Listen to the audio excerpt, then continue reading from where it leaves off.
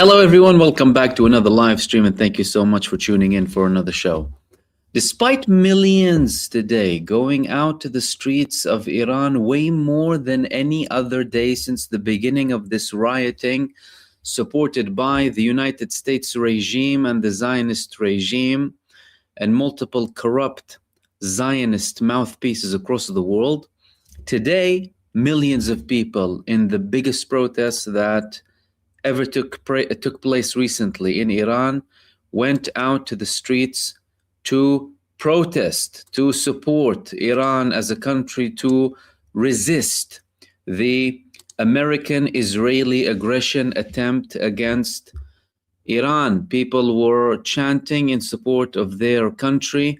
They were resisting the American-Israeli aggression. They were resisting the rioting happening against their people. They were resisting the burning of mosques in Iran. They were standing up against terrorism by Mossad thugs supported by Zionists in Israel, in Europe, and in the United States of America.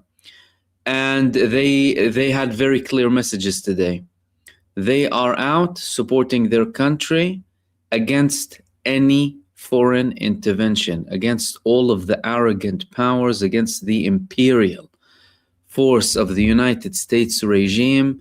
People from all walks of life were out in the streets in multiple parts of Iran in a huge show. Yesterday, I spoke to you about the fact that you will be seeing more and bigger protests in Iran, and today it happened.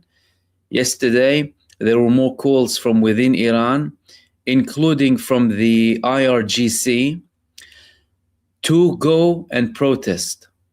And today, the Iranian people responded. They are out in hundreds of thousands in multiple parts, millions in other parts of Iran, against this Zionist American, primarily led aggression against them.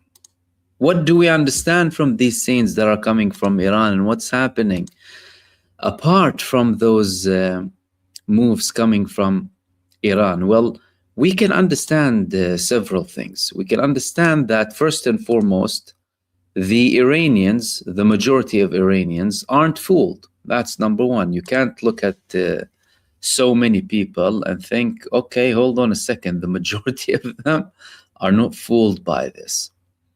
And they are people who are aware, people who are clever, and people who stick with their country, people who are real resistance supporters. That's number one.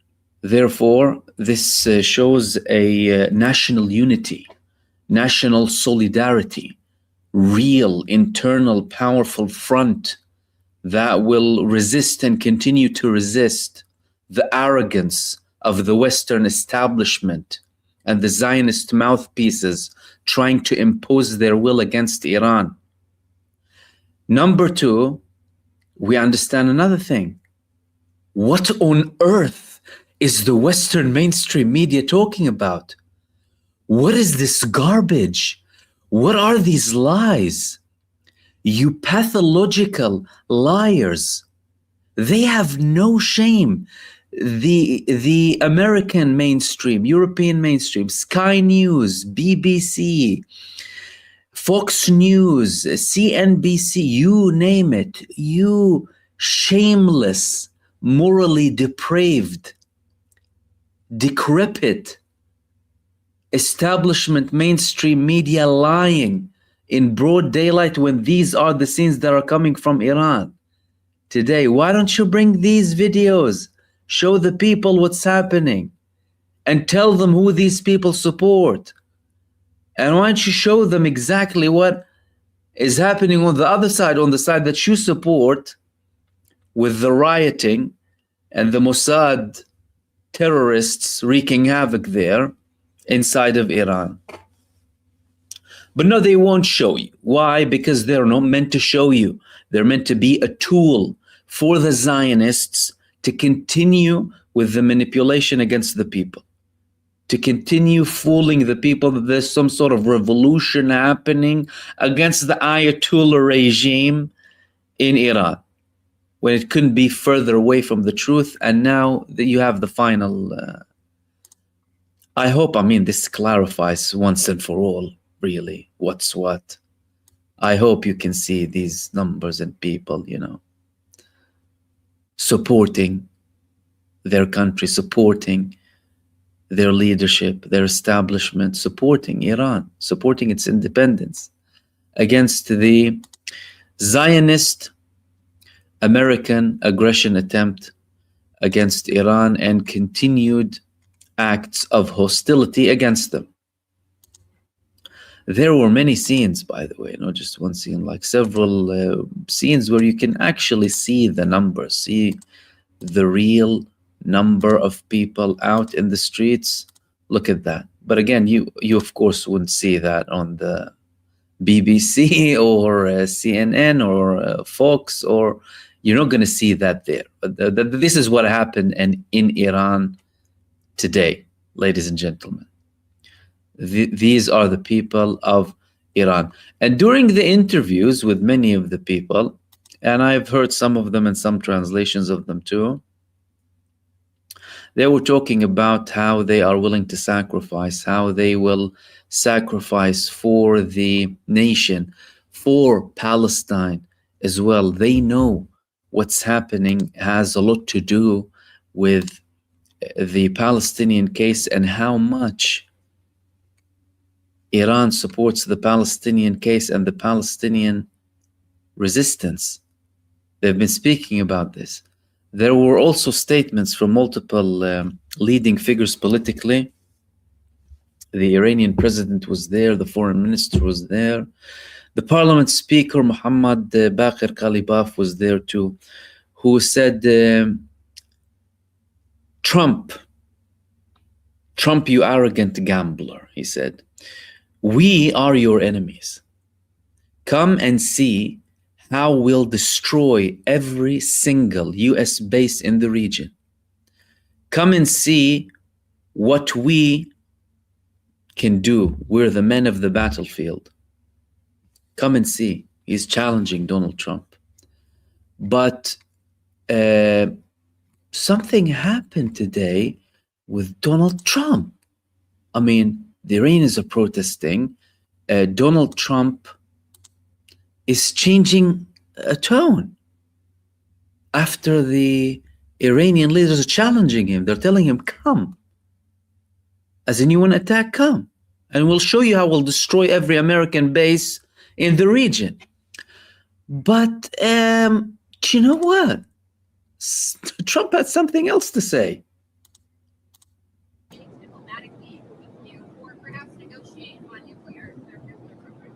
With Iran? Yeah, do you think they want to engage diplomatically with you? They do. They called you? Is it yesterday. Is it still an option? Iran called to negotiate. Yesterday. The leaders of Iran called. They want to negotiate. I think they're tired of being beat up by the United States. Are you sharing any details on that call? The leaders of Iran called yesterday. They want to negotiate. They're tired of being beaten up by America. They want to negotiate. Is anyone believing this guy? Iran called yesterday, first class, in Iran, the nation, the country called, maybe a flag called him.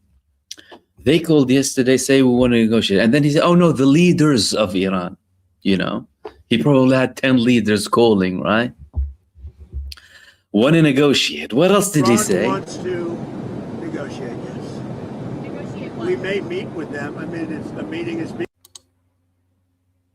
Iran wants to negotiate, and we may meet with them. Hey, who knows? being set up. But we may have a meeting is being set up. A meeting is being set up. To act because of what's happening before the meeting. But a meeting is being set up. Iran called. They want to negotiate. Thank you very much. Iran called. They want to negotiate. Thank you very much. A meeting may happen, but we may have to take action before a meeting happens. Otherwise, something really, really bad is going to happen. I mean, so many conflicting things, to be honest with you. What is he on about? Firstly, all of this hostility and attack, and he has been briefed in Israel, blah, blah, blah. And now Iran called me, they want to negotiate, and a meeting is being arranged, but we might attack before a meeting. He is all over the place. He's such a liar. But that's a change, right? It's a change. One day he tells us something.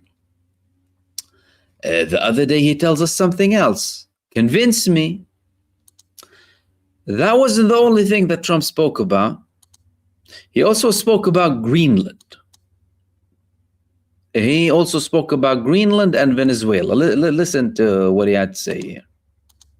If we don't take Greenland, Russia or China will.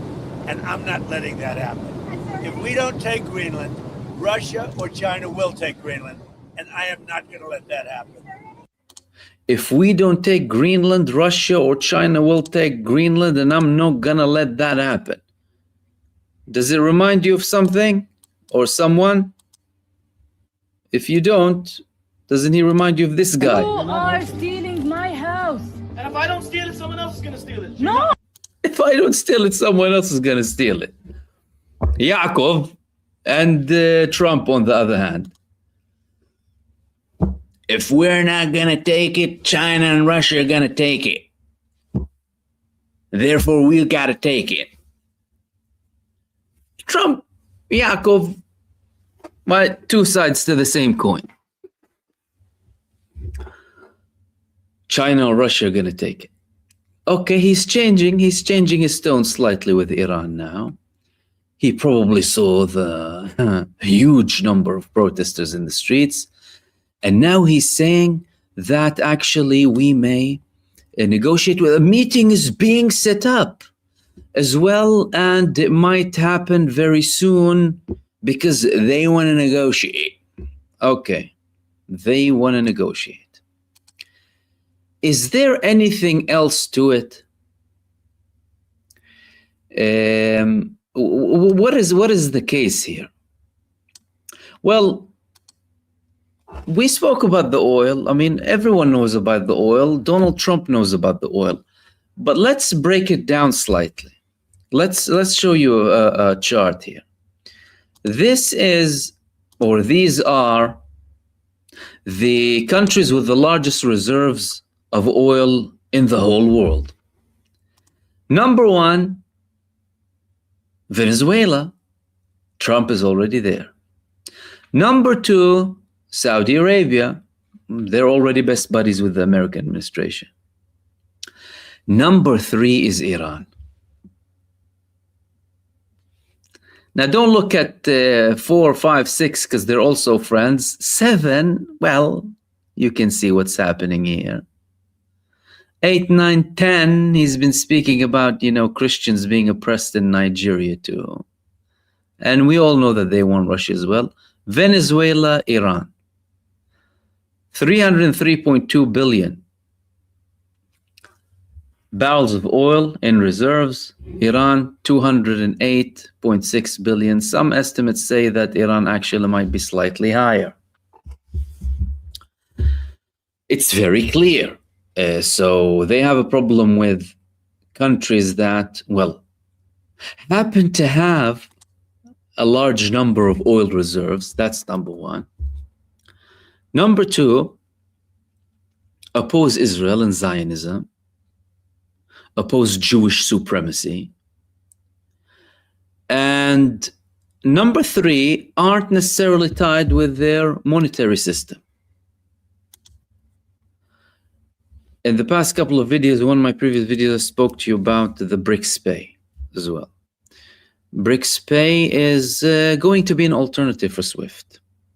It's already being implemented on multiple fronts within the BRICS. They're already trading in non-dollar currencies.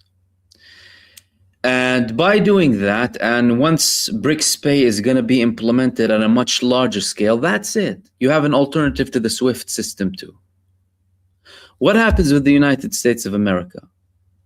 It loses the currency of imperialism, the currency that they dictate the world with, the currency that they sanction nations with, people.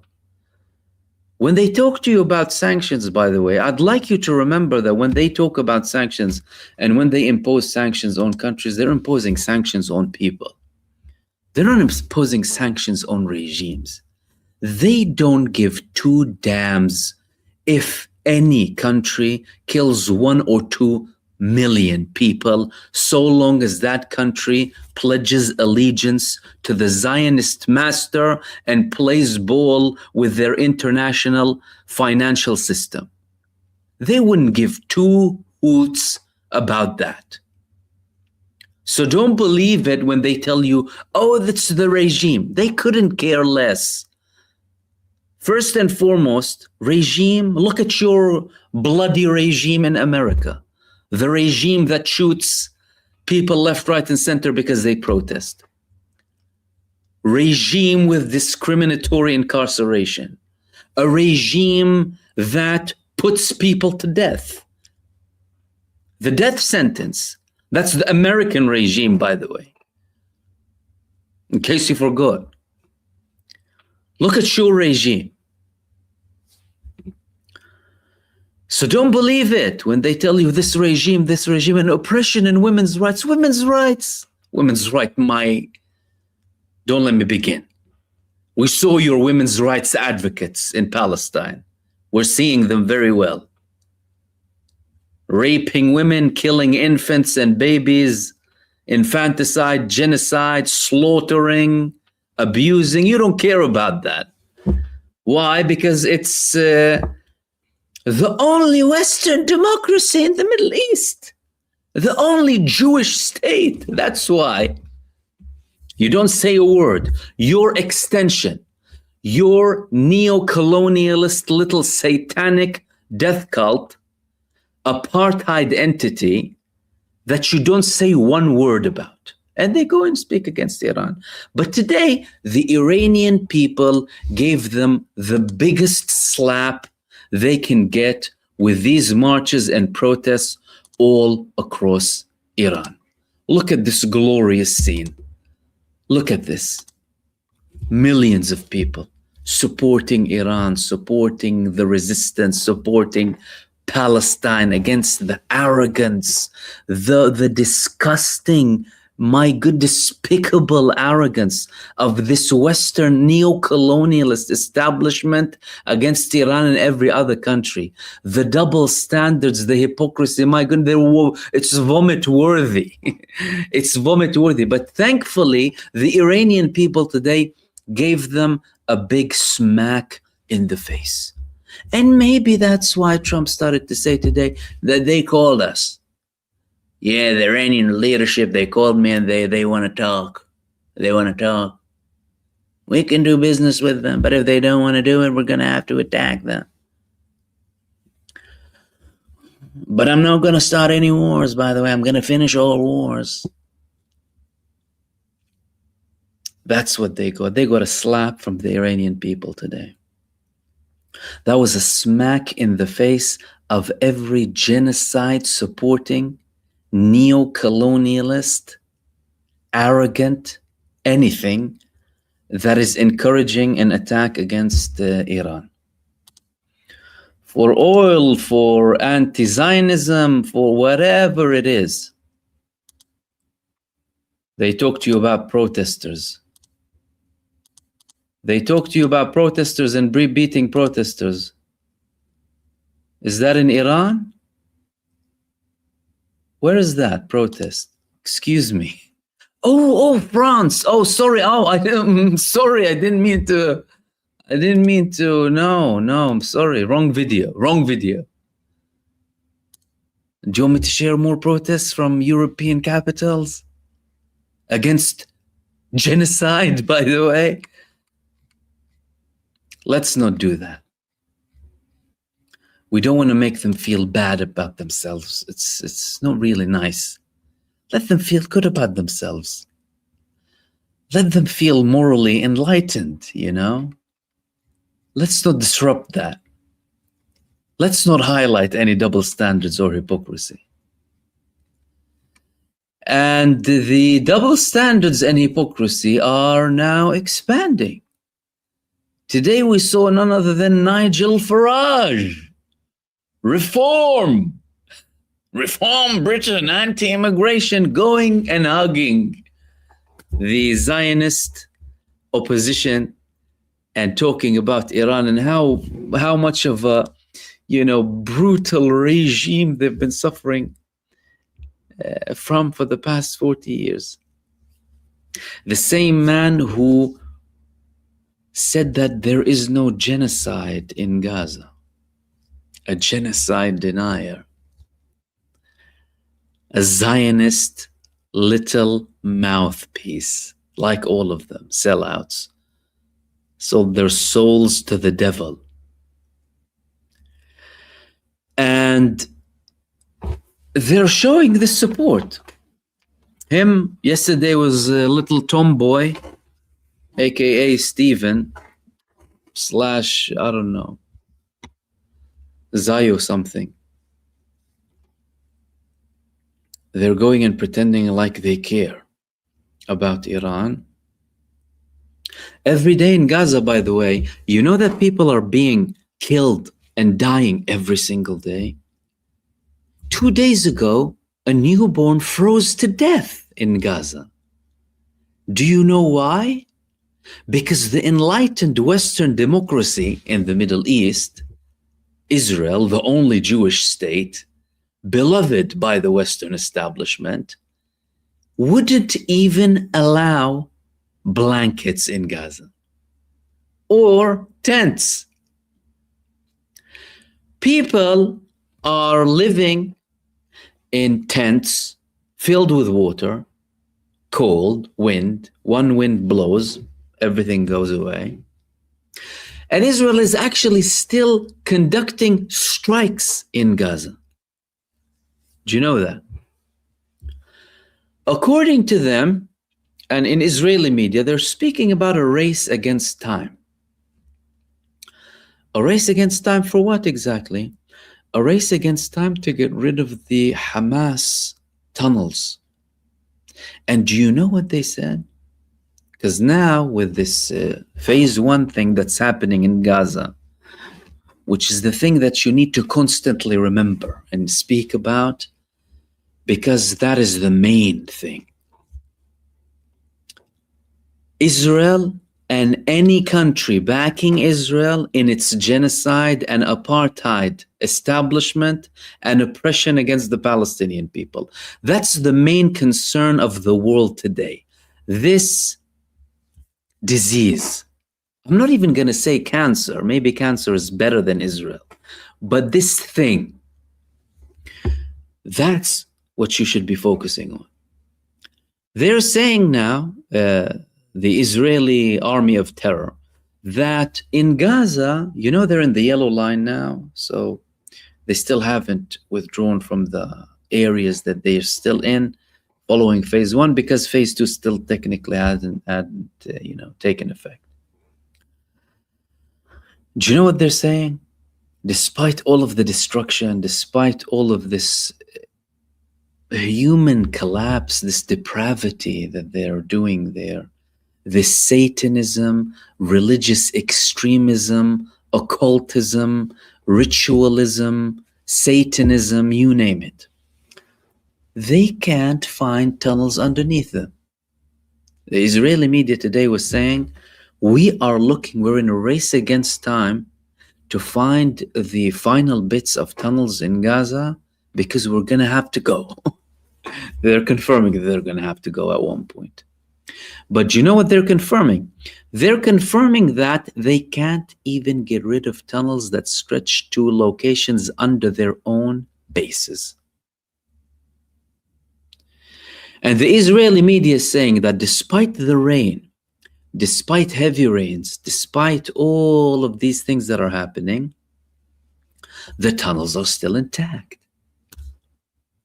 Now, what they're not telling you, by the way, is the meticulous engineering. The waterproof element of the tunnels, the careful engineering, the layering, the system, everything. They're not telling you about that. And the other thing that they're mentioning is that the Palestinian resistance is rebuilding the tunnel system and already rearming. They're trying to downplay it, like they're even talking about, taking the weapons, disarming, the Palestinian resistance, saying, we actually might disarm them of some weapons, but other weapons might be held put. Other reports are saying we're not going to disarm anything, but they're just not going to use the weapons. Then they try and make themselves feel better by saying, yeah, the missiles are going to be taken away. They're just going to, have a couple of AK-47s and what have you. None of that is going to happen so long as there is Zionist occupation. And the main thing from these fronts, by the way, whether we talk about Iran, whether we talk about the United States of administration, and these escalations happening in the region, that is primarily due to one country. It's called Israel, a genocidal entity that is run by a Zionist group infiltrating and controlling many governments across the world. That's the problem. They're trying to deflect from the crimes, from the abhorrent, reprehensible crimes of this apartheid entity by shifting and deflecting and saying Iran this and that and escalating here and there, so that they can continue their barbarism and genocide against the innocent infants and innocent civilians inside of Gaza, in peace, without scrutiny from Western leaders, because they will offend them. They can be these poor victims, these poor eternal victims, because they can't criticize them. That's why. And the main focus should be on them, because they are the main problem of the world today. And these were the main things that I wanted to share with you in this live stream. And we'll wrap it up here due to the time limit today. I'll hopefully be tomorrow with you with either another live stream or multiple videos. I'd like to thank everyone who participated in the chat and sent supers as well. Michael, Efo, Michael again, and Michelle, really appreciate your support, and everyone else who participated in the chat. In the meantime, everyone, stay blessed, take care, and I will see you soon in the next video. Peace, everyone. Salam.